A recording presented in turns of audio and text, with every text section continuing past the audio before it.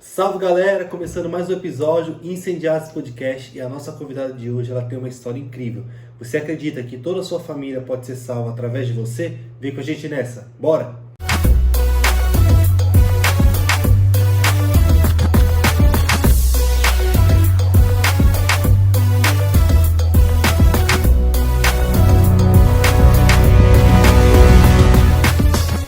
É isso aí galera, começamos Incendiados Podcast. Estamos aqui hoje com a nossa irmã, Thalita Pardo. Você tá bem, irmã? Ótimo, e você? Tudo bem, graças a Deus. E como é que foi o dia? Corrido. Eu sabia que você ia falar isso. A gente tem uma contagem aqui, os corridos e os parados. Parado só tem um até agora. Não, parado nunca, sempre corrido. A gente mora em São Paulo, né? Não tem como, né? Não tem como. É isso aí. Deixa eu falar um negócio pra você que chegou nesse vídeo, caiu de paraquedas, curte esse vídeo. Tem um joinha aí embaixo da tela, é só você apertar em cima, que o YouTube entende que esse vídeo é relevante e começa a passar esse vídeo e recomendar para outras pessoas. Faça mais também, comente aqui embaixo se você está gostando. Se você não está gostando, deixe sua opinião e nos ajude também. E outra coisa, compartilhe. Compartilhe com os amigos, com a família, porque esse episódio vai ser muito abençoador para sua vida. E vamos lá. E vamos começar do começo, né, Thalita? Bora. Quem é você? Olha, é difícil se definir. Difícil. É melhor quando os outros apresentam, né? É melhor, mas eu diria que eu sou uma pessoa comum que foi encontrada por Jesus e vive por isso. Me definindo brevemente é isso. Estamos aqui, né? Porque nós somos encontrados por Jesus, né? É isso. E como que começou a sua história com Jesus? Bom, muita gente, eu tava até comentando com vocês antes, Spoiler, né? eu tava dando vários spoilers aqui pra eles. Muita gente pensa que eu vim de uma família cristã, porque hoje toda a minha família é da igreja. Só que não, né? Meu irmão já veio aqui, o Michael. Tem um episódio do Michael no canal, gente, só procurar. Isso aí, ele até contou esse comecinho, né? O meu primeiro contato com Deus. Eu era bem criança, umas irmãs de uma igreja próxima à nossa casa iam lá buscar a gente pra ir pra igreja, eventos da igreja. E os meus pais ficavam em um bar do lado da igreja, era bem na frente. Então a gente ia pra igreja. Concorrência, né? E eles iam pro bar beber. E esse foi o meu primeiro contato. Os dois ficavam no bar? Sim. É difícil ser. Meu pai e minha mãe, Mas era, pra você ver o nível, era um nível bem subterrâneo. E aí eles ficavam no bar e a gente na igreja. Esse foi o meu primeiro contato, acredito que com Deus mesmo. O tempo foi passando, minha família não era cristã, nós mudamos de estado.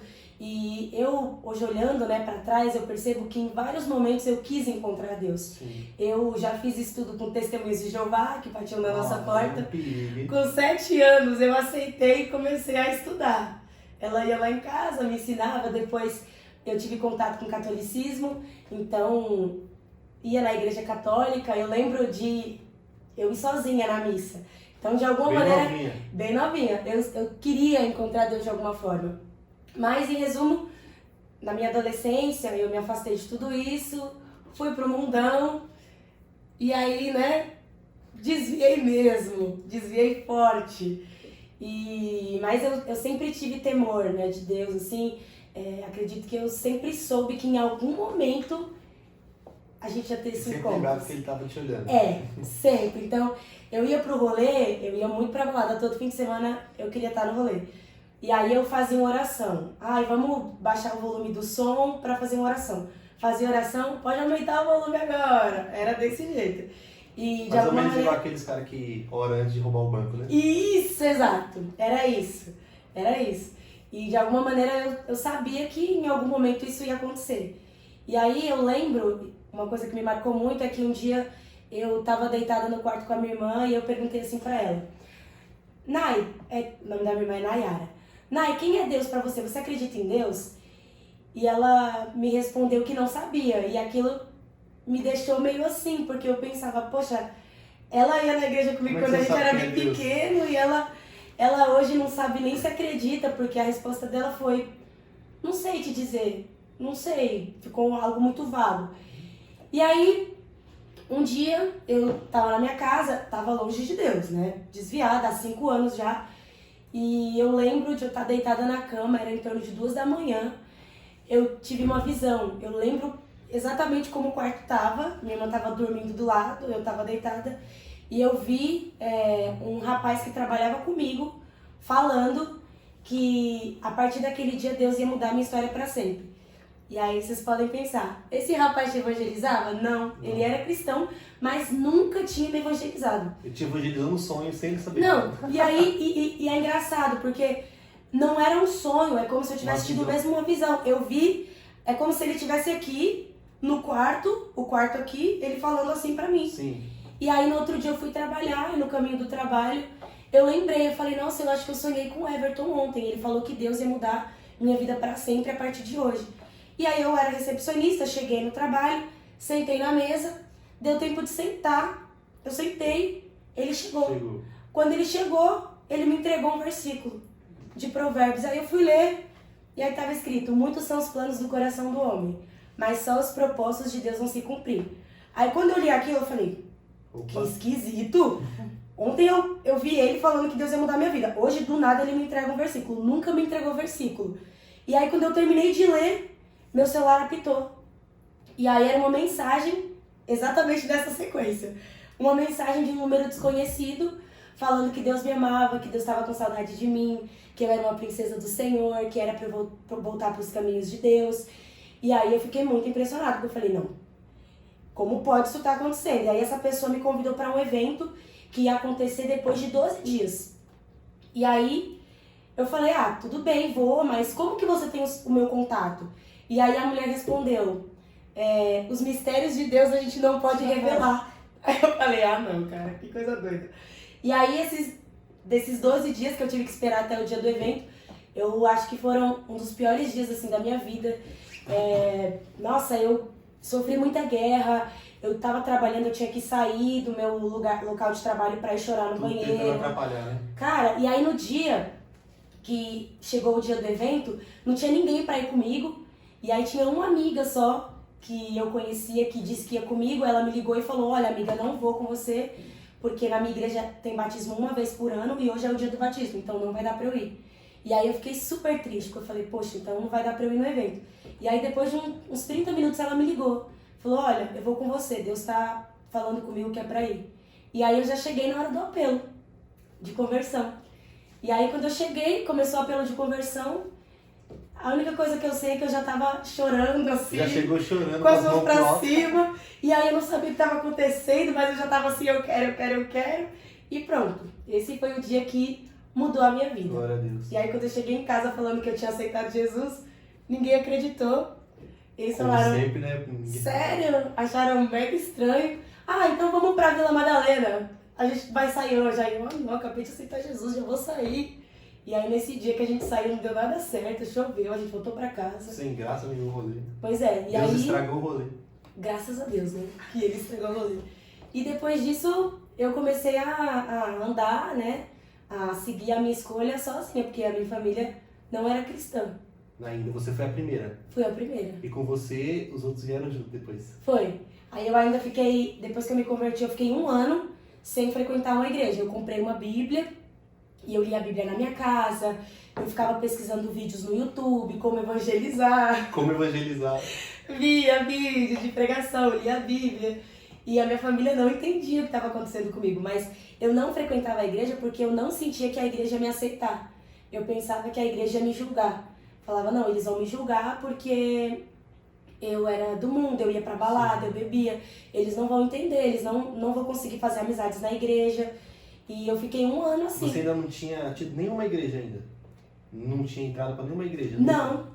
Não chegou a entrar e saiu depois, né? Só não entrou. Não, eu não entrei. Eu fui na novidade de vida, aceitei Jesus. Depois disso, não frequentei nenhuma igreja. Fiquei 1 ano, eu falo que eu fui discipulada pelo Espírito Santo. Nesse 1 ano. Legal, e é difícil, né? Porque geralmente, se a pessoa não tiver aquele apoio logo depois que se converte, ela acaba se afastando, né? E aconteceu depois de quase 1 ano. Já estava há muito tempo sendo crente sozinha em casa, né? E eu falo que ninguém consegue ir sozinho, ninguém consegue caminhar sozinho. E eu estava fazendo faculdade na época, aí eu saí com os meus amigos da faculdade e foi a única vez que eu saí e aí deu tudo errado. E eu lembro de chegar em casa no dia seguinte e os meus irmãos, eu lembro de estar deitada na cama, né, chorando porque eu tinha saído e eu tinha pecado. E aí eu lembro dos meus irmãos falando assim, não é você a crente? Não é você que diz que agora segue a Jesus? Olha o que você fez, é assim que você é crente? e eu me senti super mal. E aí depois daquele dia eu tomei a decisão de que eu ia procurar uma igreja, que eu não ia conseguir sozinha. E o mundo só espera um pequeno deslize para acusar e jogar para baixo, né? Porque o novo convertido, ele tá tentando seguir a Jesus, ele erra, ele peca. Jesus, ele quer trazer para perto, o mundo quer afundar ainda mais. E quando você recebe uma palavra dessa, você puxa na hora, né? Exato, e ninguém, a minha família não acreditava, né, que eu ia realmente conseguir permanecer. A minha irmã uma vez olhou pra mim e falou assim: nossa, você tá muito estranho, o que aconteceu com você? A gente não vai ter mais assunto, daqui uns dias a gente não vai mais conseguir conversar. E ela começou a chorar porque eu tinha me convertido, olha que coisa doida. E quem vê ela hoje em dia nem pensa, né, porque hoje... Ela é cristã também. Ó, que cristã! E que cristã! Olha pra trás e dá risada. Nossa, a gente não acredita, né? Quando vê, assim, o que Deus fez na nossa família, na nossa casa, foi um grande milagre. Porque se tinham pessoas que eram improváveis para estarem no caminho de Deus, era a minha família. A gente era totalmente desestruturados, assim. E Deus primeiro me alcançou e depois foi um por um. Um por um. Isso é uma coisa que eu tô vendo de Deus, é que percebendo que nada é impossível para ele, em questão de conversão mesmo. Porque as pessoas acham que é difícil. Todo mundo, o seu particular, você acha que é o pior que tem. Qualquer pessoa, ela nunca acha que o do outro é pior. A gente sempre tende a achar que a gente está no fundo do poço e não tem como. Igual, você tinha vergonha de ir pra igreja porque você se achava muito pecadora. Quantas e quantas pessoas não eram piores ainda, e Deus mesmo assim resgata. Ele é poderoso para isso, né? Exato. E como que foi a história para você encontrar uma igreja e começar a congregar? No final do ano, né, daquele ano de 2014, os meus irmãos foram viajar. A gente tinha um grupo de amigos que andava junto, que ia pra balada, que viajava. E eles foram todos, né? E como eu tinha escolhido que agora eu era convertida, eu fiquei sozinha com a minha mãe em casa. E aí, na virada do ano, eu lembro de ir pro quarto, me ajoelhar, e eu fiz uma oração. E aí, na minha oração, eu falei: Deus, nesse ano que vai começar, eu quero conhecer uma igreja, eu quero me comprometer, eu quero fazer a tua obra, e eu te peço para que o Senhor me dê amigos na igreja, que eu tenha amigos que me ajudem a continuar, porque sozinho eu não consigo. Sim. E essa foi a minha oração. E aí, no primeiro culto do ano, que ia ter culto de jovens, né? Eu lembro de comentar com a minha irmã, ela já tinha voltado de viagem, e eu falei: eu vou naquela igreja lá que eu aceitei Jesus. Aí ela: vou também. Aí eu: você quer ir também? Ela: quer. Agora incrédulo era você, né? Aí eu: então beleza, então vamos.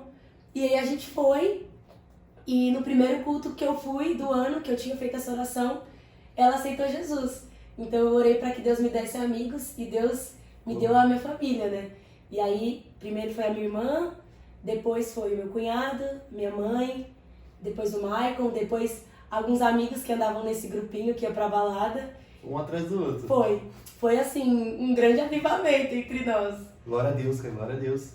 E quando a gente conhece a história, fica mais impactante, né? Você fala assim: minha família é improvável, meu irmão é improvável, o pessoal não acreditava nem que eu podia ser crente, todo mundo agora quebra a cara, porque agora todo mundo é crente, né? Sim, e uma coisa legal de compartilhar é que a minha irmã conta que naquela virada de ano, ela tava lá, né, num lugar viajando com o pessoal, e tinha muita gente usando droga, bebendo, e acho que ela, inclusive, não tava muito sã, mas ela disse que do nada, ela falou: um dia eu vou ganhar todos esses jovens pra Jesus.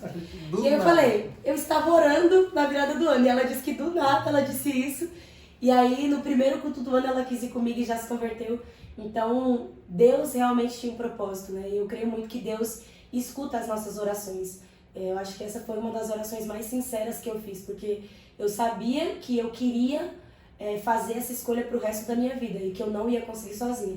E Deus levantou a minha família, sabe? E hoje, assim, eu sou muito feliz e eu sei o quanto eu sou abençoada, porque as pessoas que eu mais admiro, né? As pessoas falam: minha maior referência é o pastor tal, minha maior referência é a pastora tal. Tem muitos pastores que são referências pra mim, mas as minhas maiores referências estão dentro da minha casa. Então, é o meu marido, é o meu irmão, é a minha irmã, é o meu cunhado, é o meu sogro, é a minha sogra, a minha mãe. Bom que não precisa olhar muito longe, é só olhar pro lado, né? É só olhar pro lado que eu já vejo as maiores referências. É legal que a gente começa a perceber, quando a gente olha pra trás, que a nossa conversão não começa quando a gente levanta a mão, né?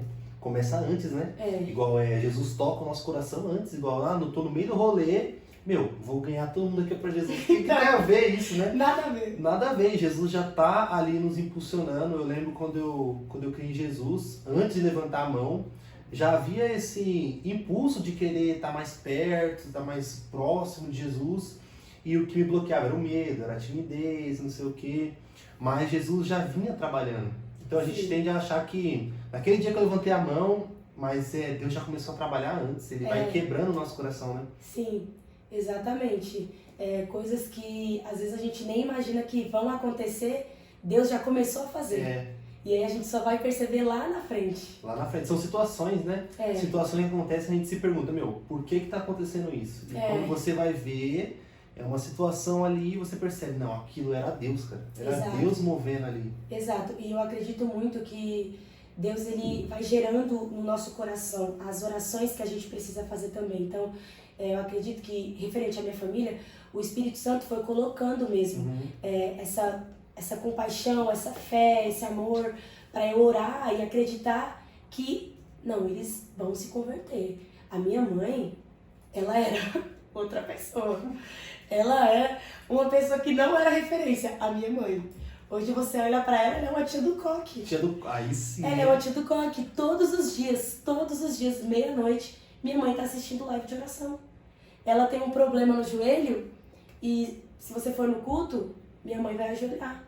E isso já me constrangeu, porque às vezes eu penso, nossa, eu tô aqui com a saúde perfeita, a minha mãe, ela anda de muleta, mas se falar pra ajoelhar, ela é a primeira que tá ajoelhada, quebrantada, sabe? Então, Deus transforma e a gente precisa crer nessa transformação. Eu costumo falar para pessoas que têm familiares que ainda não são convertidos, né?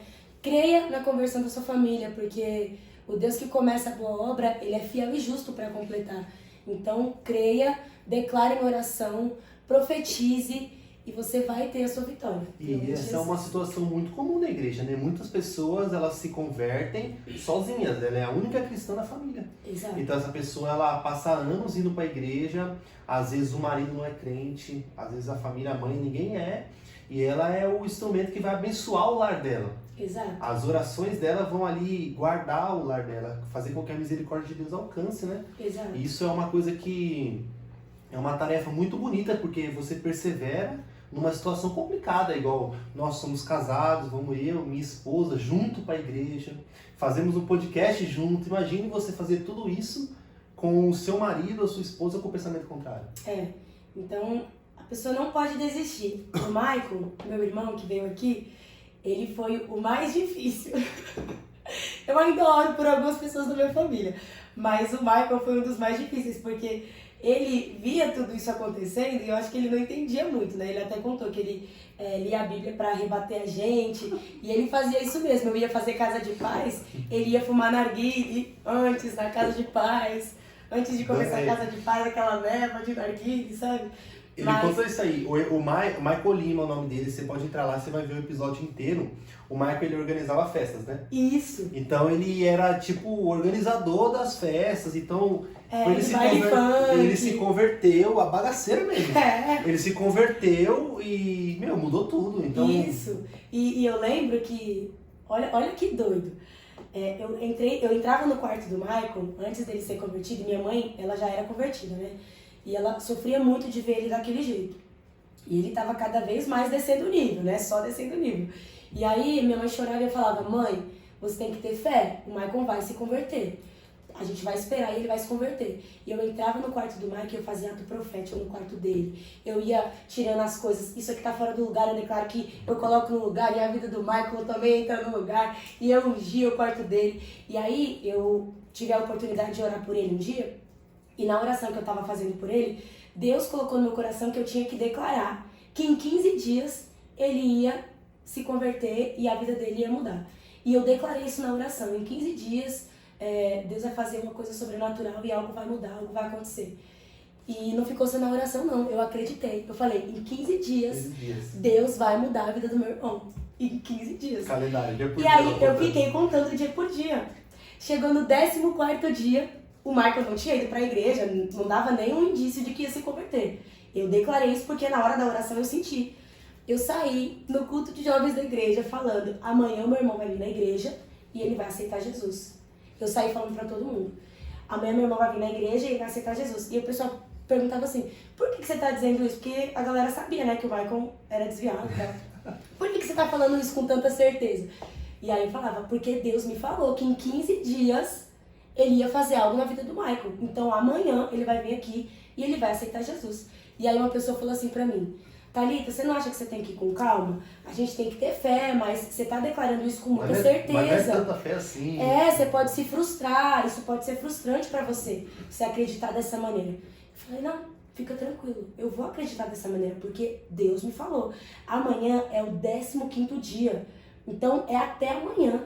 Deus me falou, Deus vai fazer.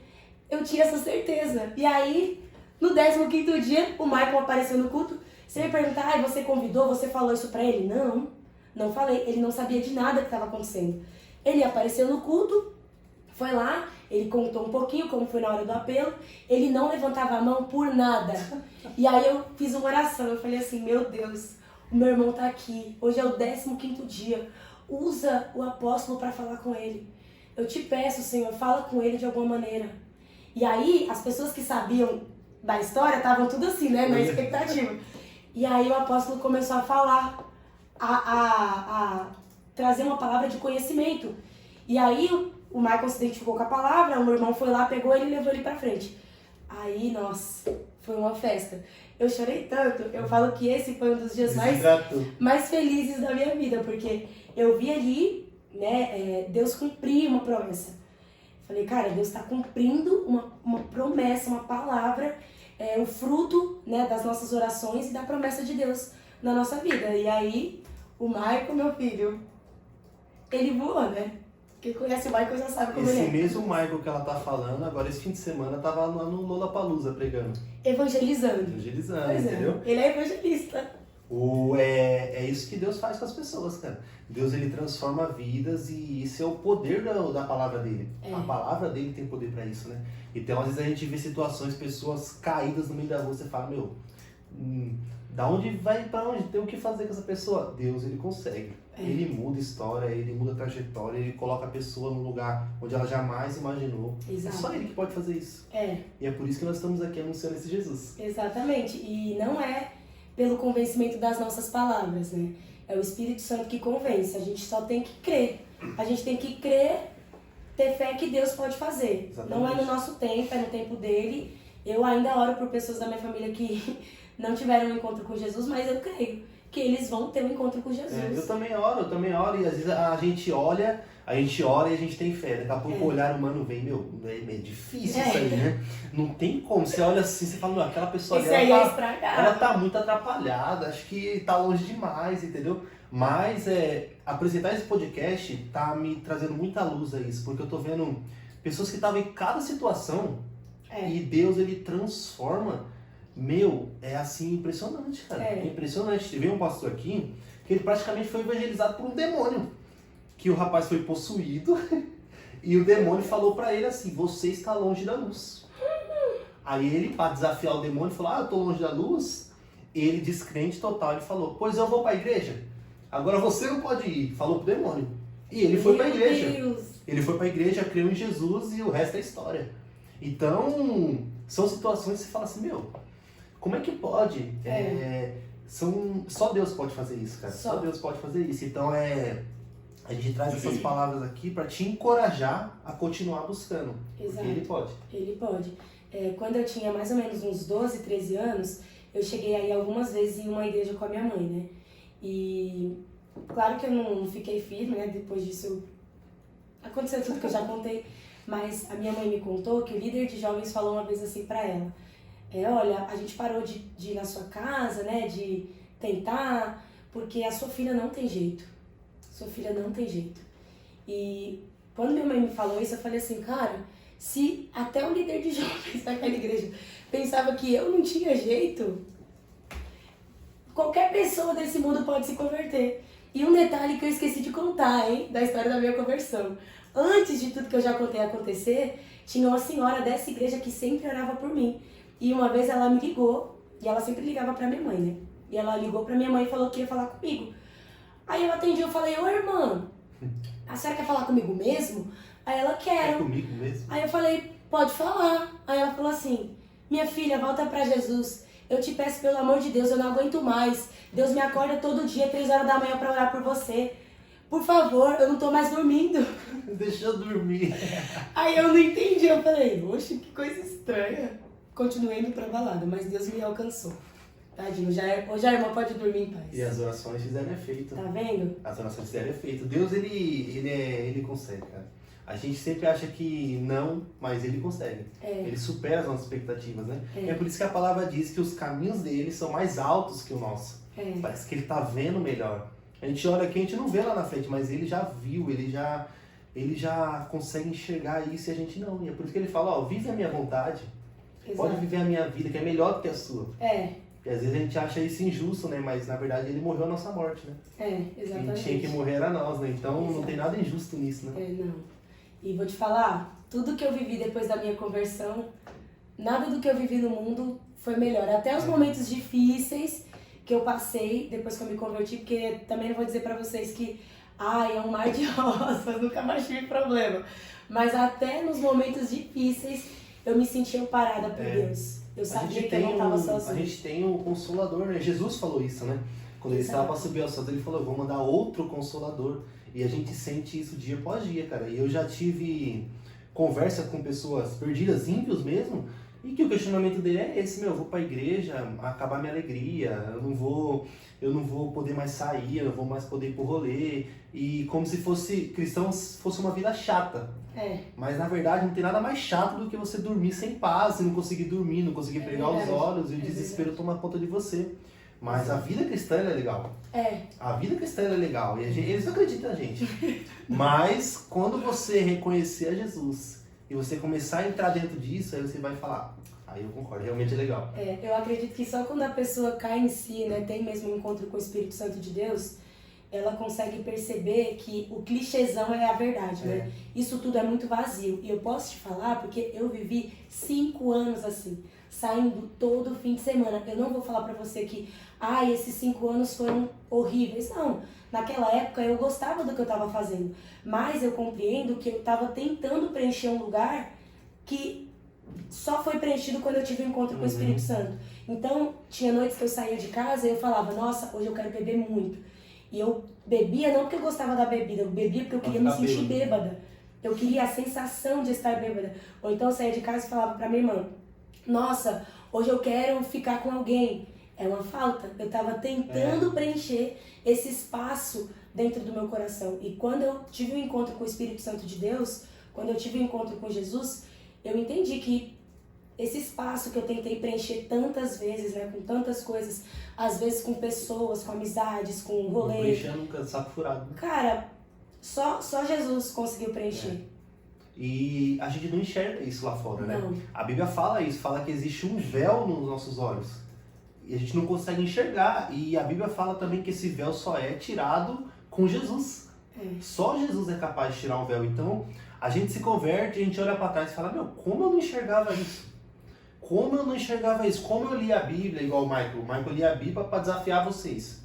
Como ele lia a Bíblia e ele não enxergava as maravilhas de Deus? Existe um véu. Então, quando a gente crê em Jesus, esse véu é tirado. E a gente consegue ler a palavra de Deus e ela é viva, cara. E a gente consegue, por que eu não vivi isso antes? Isso é verdade. E como é que prosseguiu a caminhada? Você falou que você falava de relacionamento, né? Na internet, né? No YouTube, cheguei a falar algumas vezes com meu esposo, Felipe. A gente gravou alguns vídeos sobre namoro na época que a gente namorava. E como é que era isso? Era legal? Era bem legal. Era bem legal. Se vocês procurarem no YouTube Como é que é no YouTube? Então vão achar Felipe Pardo, o nome do canal. Mas aí tem que ir lá pros vídeos bem antigos. Tá lá toda a história de como a gente se conheceu. E foi muito legal, porque eu conheci o meu marido na igreja, né? Eu tô na mesma igreja já desde a minha conversão, na Novidade de Vida. Eu também só tive uma igreja até hoje também. Olha aí. E a gente se conheceu assim, evangelizando.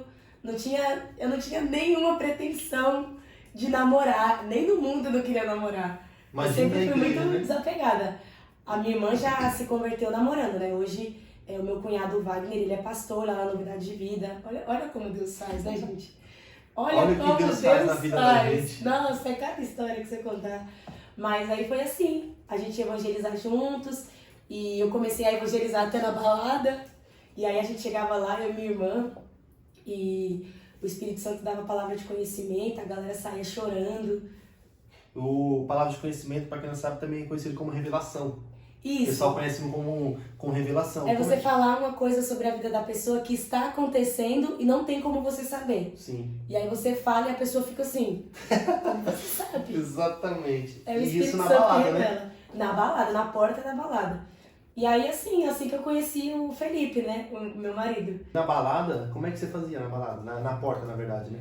A gente ia, né, com a galera da igreja e evangelizava na porta da balada. E a gente costuma dizer que esse evangelismo que é feito na porta da balada é um evangelismo onde a gente tem que estar muito aberto para ouvir a voz do Espírito Santo. Sim. Porque quando a gente chega lá, nós recebemos muita palavra de conhecimento, né? A palavra de conhecimento é quando você diz algo sobre a vida da pessoa que está acontecendo e não teria como você saber. Então, é muito específico. Isso gera impacto naquela pessoa. Porque ela fala, poxa vida, não tem como não ser Deus falando comigo. Exatamente. Porque eu nunca vi essa pessoa na minha vida e ela sabe algo sobre mim. Então, eu já vi gente sair da porta da balada chorando, sabe? E nesses evangelismos, nessa caminhada com Deus, foi onde também eu conheci meu marido, Felipe. E ele, assim, nossa, foi uma das minhas maiores inspirações, porque ele, naquela época, meu Deus, a gente ia junto evangelizar. Eu tinha acabado de me converter, né? Embora eu não quisesse namorar, não tinha essa pretensão, eu vi o homem lá pregando, Não eu vi o homem teve como, não teve evangelizando.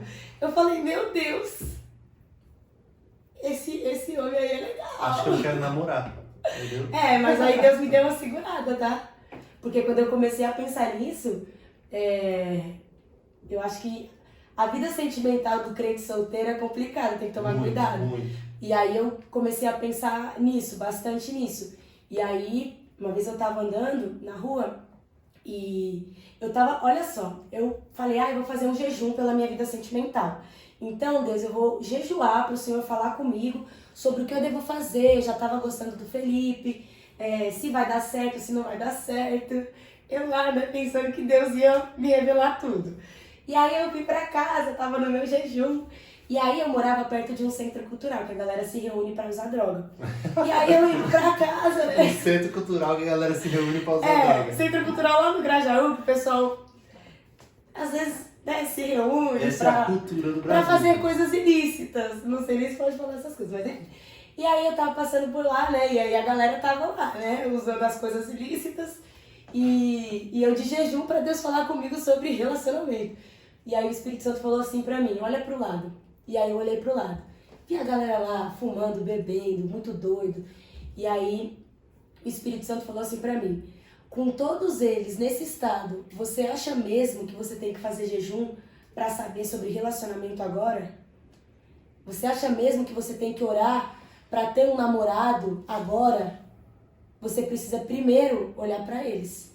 E aí eu entendi, momento errado. Eu preciso agora realmente me fortalecer em Deus, evangelizar, pregar o evangelho. E aí depois, quando eu estiver mais madura, eu vou pensar nessas outras coisas. E aí foi assim, eu fiquei buscando a Deus tranquila. Uma brincada básica de Deus. E no momento certo aconteceu. E se Deus não fazer isso, né? Porque o adolescente na igreja, ele é completamente maluco, né? Ele quer saber de namorar, ele só pensa nisso. E entrou uma menininha nova, um menininho novo lá. Oh, meu Deus. Os jovens já ficam de olho, já mapeando. Então é a única coisa que ele pensa. Então ele não tá preocupado se ele trabalha, igual às vezes tem menino de 12, 13 anos querendo namorar. Gente, tá errado. Isso tá errado, viu? Não pode. Ele não descobriu ainda que namorar é caro e ele precisa de um salário. Ele não descobriu ainda. Mas ele quer namorar, entendeu? Então aí ele começa a namorar com 12 anos. Vai casar quando? Então ele não pensa em nada disso. Exato. Então ele não pensa em evangelizar. Ele não tem tempo pra isso, porque ele tá pensando em outras coisas. Então a gente vê que a gente tá mudando o foco da nossa vida. O foco primário que tinha que ser a palavra de Deus, é a evangelização. Quando a gente olha pro livro de Atos, por exemplo, a gente só vê isso. O povo só pensava nisso, a ponto de um deles, como Paulo, ele nem casou. Ele fala, é melhor você não casar, porque aqui, se você não casar, é melhor. Então ele fala, ele dá vários conselhos e ele ainda fala, ó, mas é melhor não casar. Quando eu li isso, a primeira vez que caí em si, eu falei assim, caramba, será que não era pra eu namorar e era pra eu ficar solteira? É verdade. Ele fala, é melhor não casar, porque o solteiro tem tempo para as coisas do Senhor. Exato. Ele fala isso. E uma coisa que eu não tive pressa pra casar logo, né? Embora eu tivesse certeza que era o homem da minha vida, que a gente ia casar, eu não tive, nossa, tem que ser daqui a 1 ano, tem que ser daqui a 6 meses, eu não ficava ansiosa por isso, porque eu tinha essa convicção. Enquanto eu estou no período de namoro, né, ou antes de namorar, eu sabia que eu estava na melhor fase da minha vida para fazer a obra de Deus. Então, assim, hoje eu me dedico igualmente. Mas, claro que quando você não tem uma casa para cuidar, porque quando você casa, né, você é casado, sua esposa tá ali, ela sabe também.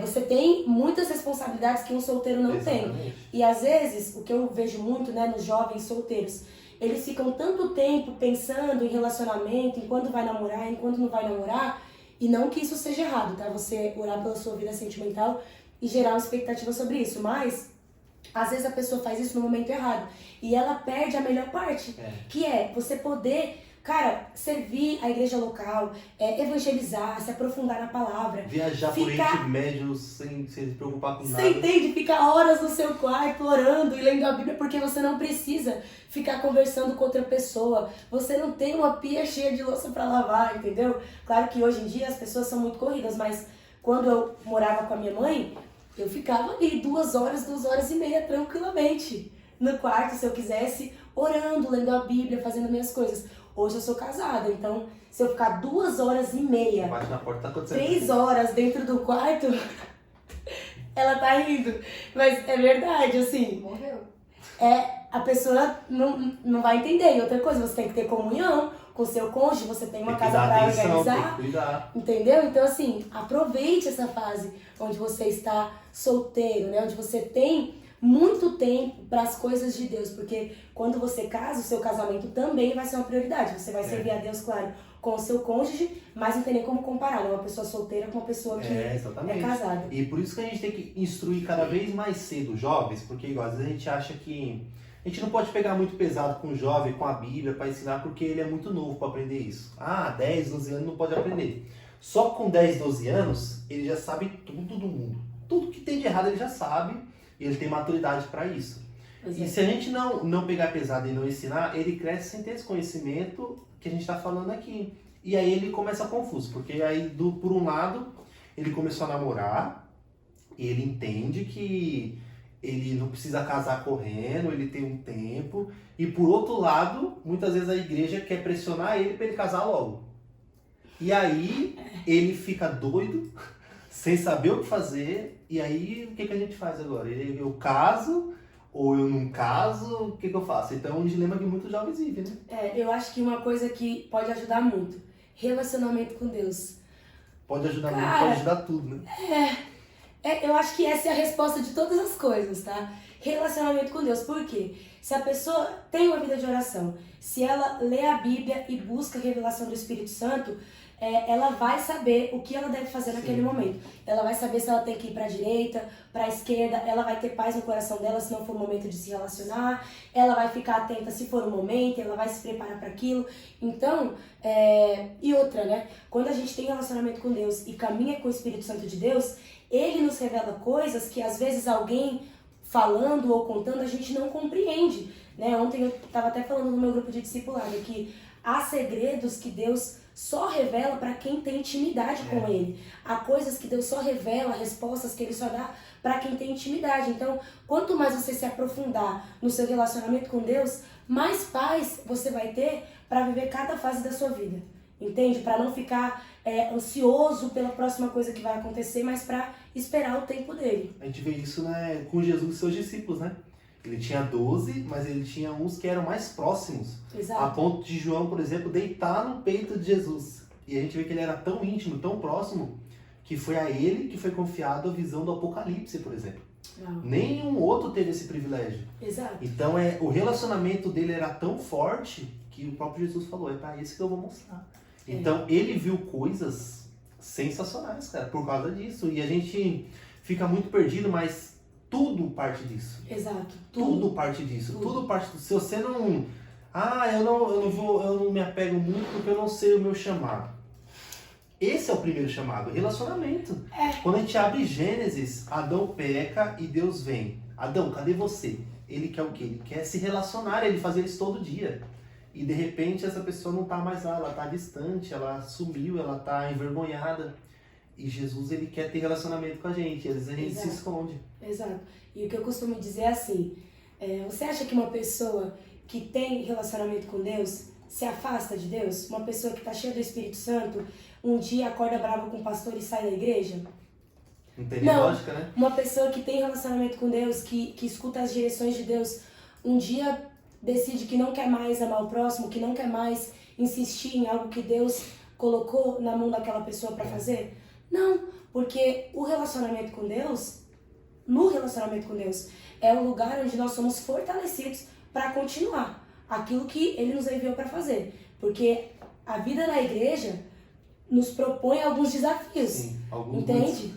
Muitos. Alguns vários desafios. E você só permanece ali, olhando para Jesus, se você tiver relacionamento. Porque se você não tem, você começa a olhar pro irmão do lado, o irmão daqui, o irmão dali, aí você começa a falar mal de todo mundo, e aí essa pessoa até vai na igreja, mas vai mais por religiosidade, sabe? Mais para cumprir um protocolo, porque de alguma maneira aquilo faz ela se sentir menos pecadora, mas não porque ela entende o real propósito. Então, tudo leva para isso, né? Relacionamento com Deus. A gente precisa ter para se manter firme na fé e para continuar aguardando com expectativa a volta de Cristo. Exatamente. E esse tipo de pessoa que na verdade ele não tem relacionamento com Deus, ele é covarde, ele não tem coragem de assumir que ele não quer mais ler a Bíblia, ele não quer mais ter relacionamento com Deus. Então, como ele se acovarda em assumir a responsabilidade de falar assim, eu não quero mais Jesus e pronto, o que ele procura? Ele procura muletas para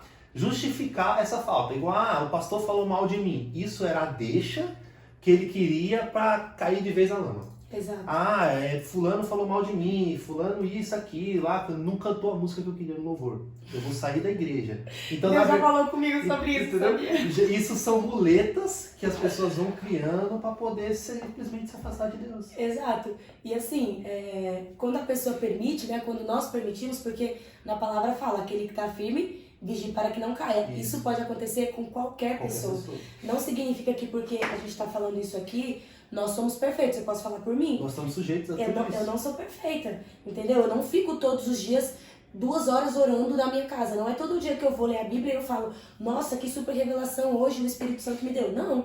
Às vezes eu vou ler e eu tenho que perseverar na leitura, porque eu não estou afim.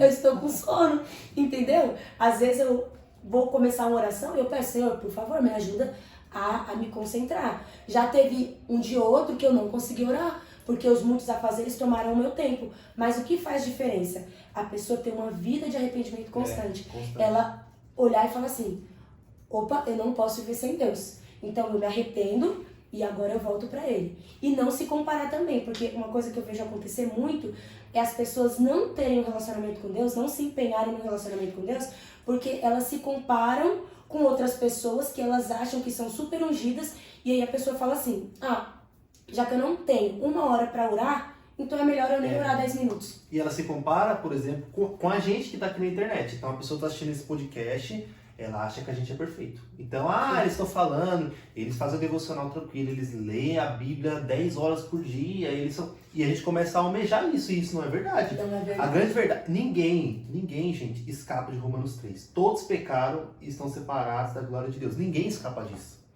Mas isso que a Thalita falou é a santificação. Se limpar todos os dias. Isso é santificação.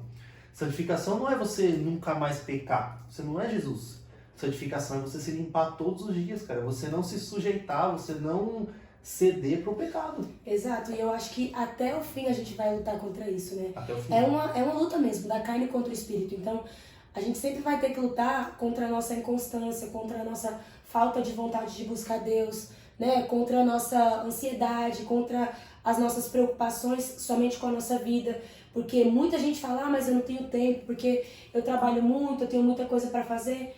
poxa, mas se o tempo que você tem é 10 minutos, e é 10 minutos o tempo que você tem, é 10 minutos no horário do seu almoço que você tem, se você der esses 10 minutos, você se empenhar nesses 10 minutos, e você for para a presença de Deus e falar assim, Deus, esses vão ser os meus 10 minutos mais intensos na tua presença, e você se entregar de todo o coração, o Espírito Santo vai falar com você.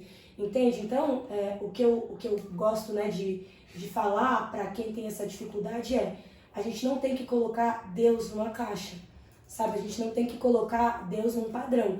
Então, se você não tem 1 hora, se você não tem 2 horas, 40 minutos, e você tem 1 hora de almoço no seu trabalho, depois que você almoçou você tem 10 minutos, então lê a sua Bíblia. Já pensou se a gente lê a Bíblia 10 minutos por dia? Olha aí, a sua vida vai ser transformada, porque o que é a palavra?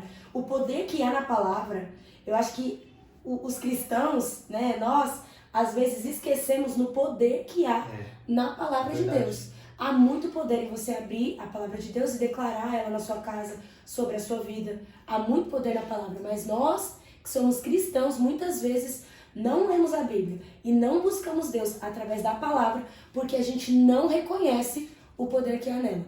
Uma vez eu estava montando uma pregação e veio na minha cabeça assim, se todos os dias você tivesse que ler uma página de um livro para ganhar R$1 milhão por dia, você ia deixar de ler essa página desse livro?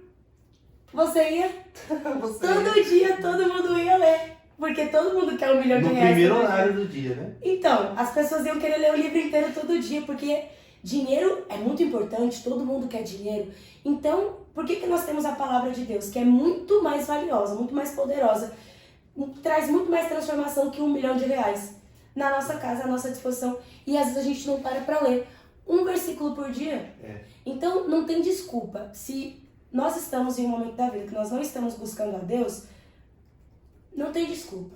Isso pode parecer pesado, mas... E eu falo pra mim, cara, você pode ler um versículo, você pode ler um capítulo, sabe? E crer que essa palavra tem poder. Eu acho que quando a gente para de se empenhar nesse relacionamento com Jesus, também através da palavra, porque nós esquecemos o poder que há nela. Na verdade, no mundo que a gente vive hoje, tecnológico, ninguém tem absolutamente nenhuma desculpa por não estudar a Bíblia, cara. Porque você tem a Bíblia em 700 traduções, você tem a Bíblia no celular, no tablet, no notebook, e as pessoas ainda falam, mas ler a Bíblia é muito difícil. Mentira!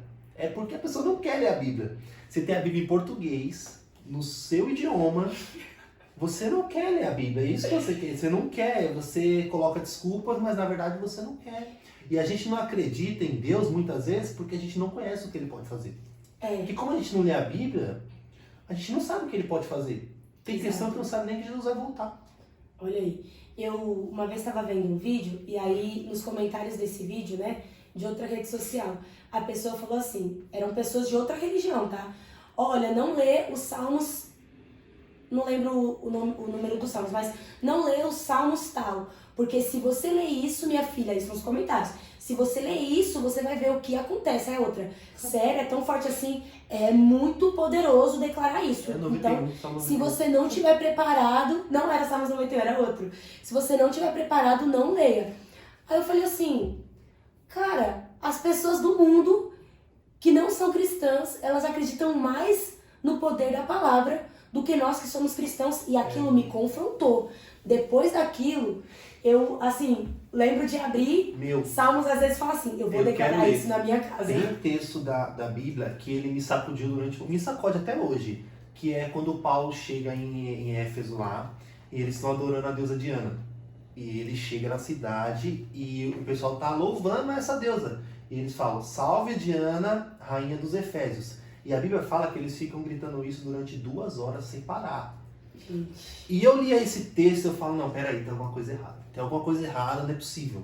Porque a gente começou o louvor no domingo, a gente cantou santo 2 vezes, o pessoal já tá assim, mano, não vai acabar não. Gente, eu vou confessar um pecado, tá? Eu sou aqueles crentes que vai pra igreja, e aí se o culto acaba muito tarde, eu fico muito ansiosa, eu falo, nossa, passou muito do horário hoje. Tá vendo como a gente é? Ai, meu Deus. E o pessoal das trevas, meu, os caras não tá nem aí. Horas e horas. Meu, o pessoal do centro de Macumba aí, eles têm as batidas deles lá. E eles fazem isso durante 6, 7 horas direto, sem parar. Sem parar. E eles não cansam, eles não querem saber se está tarde, eles querem alcançar e eles querem adorar o Deus deles.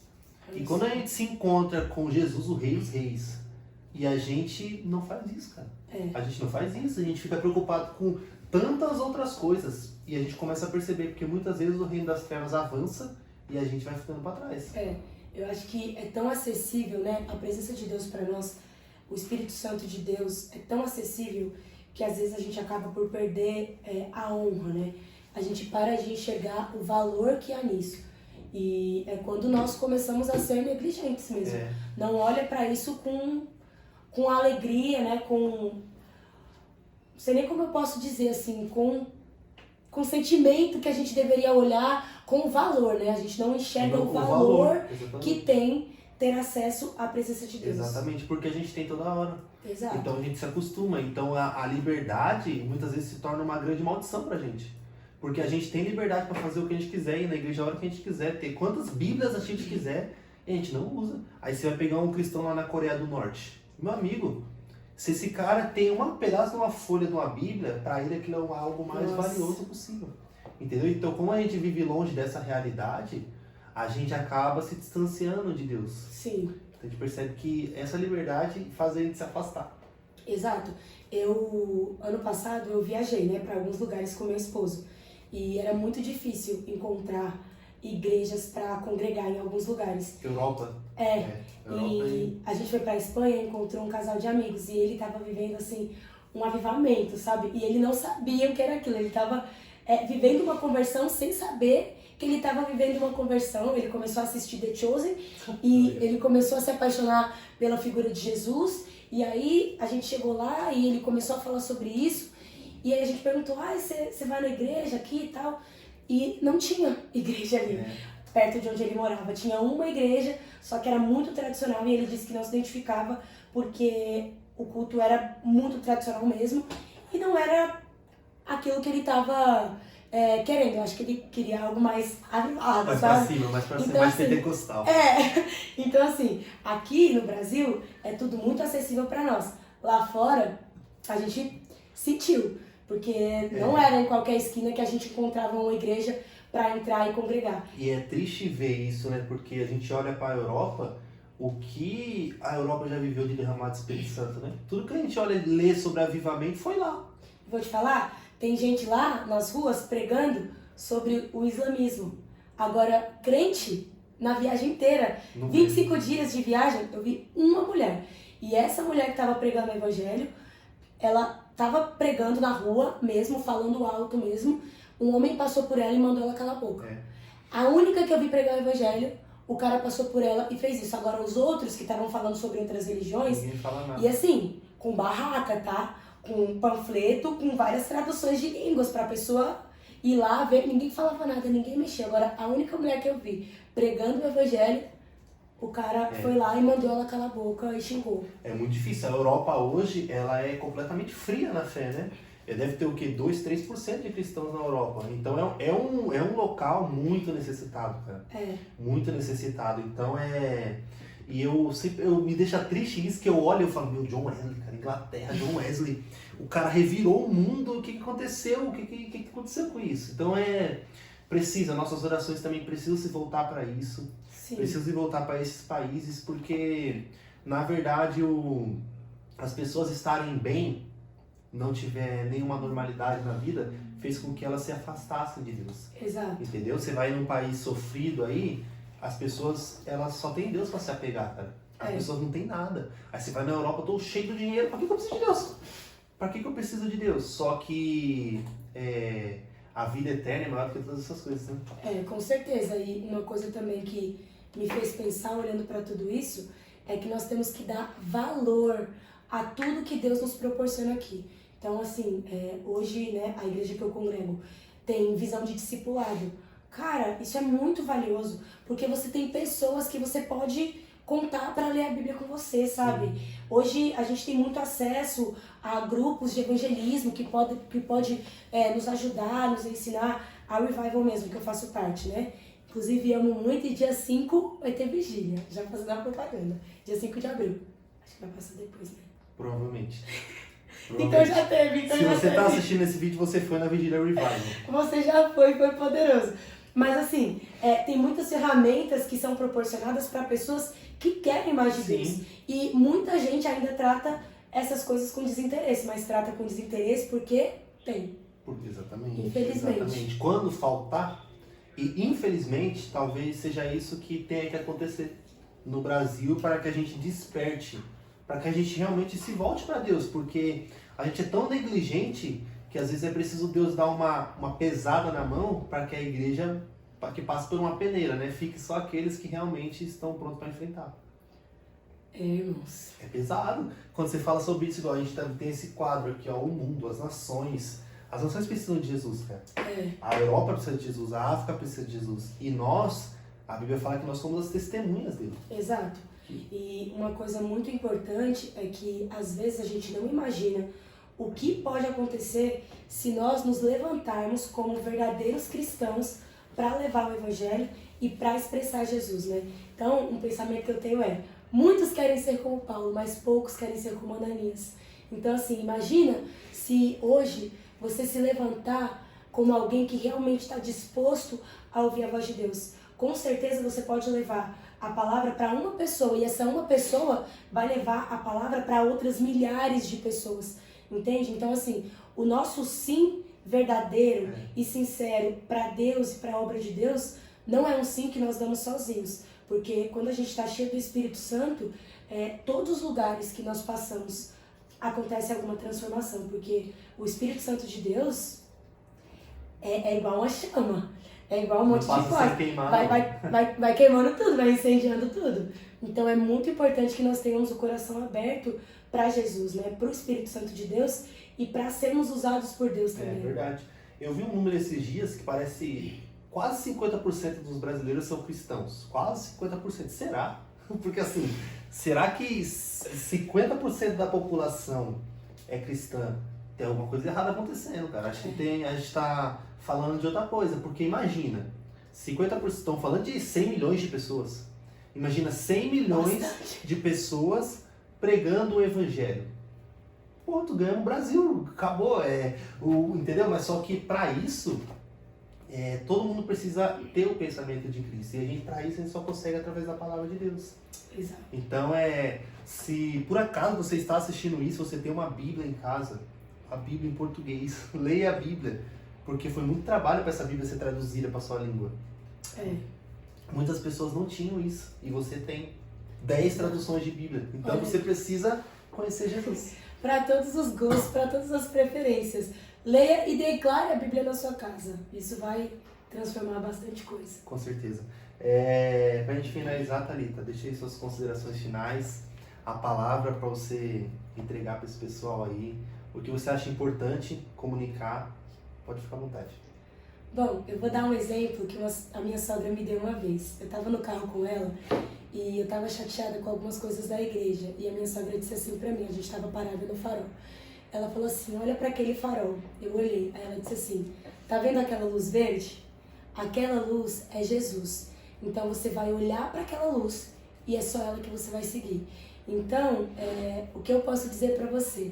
Nunca desista do seu relacionamento com Deus. Nunca desista de buscar Jesus, de ser cheio do Espírito Santo, de caminhar com o Espírito Santo, porque é isso que vai te fortalecer para se manter firme para as coisas que Deus te chamou, porque muitas pessoas vão nos decepcionar o tempo todo e nós também vamos decepcionar pessoas, mas o que vai fazer a gente ficar firme até o fim é o relacionamento que nós estamos construindo com o Senhor, porque Ele convence o nosso coração todos os dias e Ele nos traz sentido para se manter firme nessa caminhada. É isso. Glória a Deus, glória a Deus. Obrigado, Thalita. Obrigado por compartilhar um pouco da sua história com a gente. É sempre muito abençoador ouvir o que as testemunhas de Jesus têm para falar. O que o povo de Deus, o que Deus fez na vida de cada um. Muito obrigado, Deus abençoe mesmo. Obrigada a vocês. Obrigada a quem acompanhou. E se você chegou até esse vídeo, se você gostou, curte, compartilha. Comenta lá embaixo a sua opinião. Se você também é um hater, comenta lá que a gente quer saber se tá gostando ou não. Comenta, compartilha com a família, com os amigos. E nunca se esqueça, você acabou de ser incendiado pelo amor de Jesus. Um abraço e até a próxima.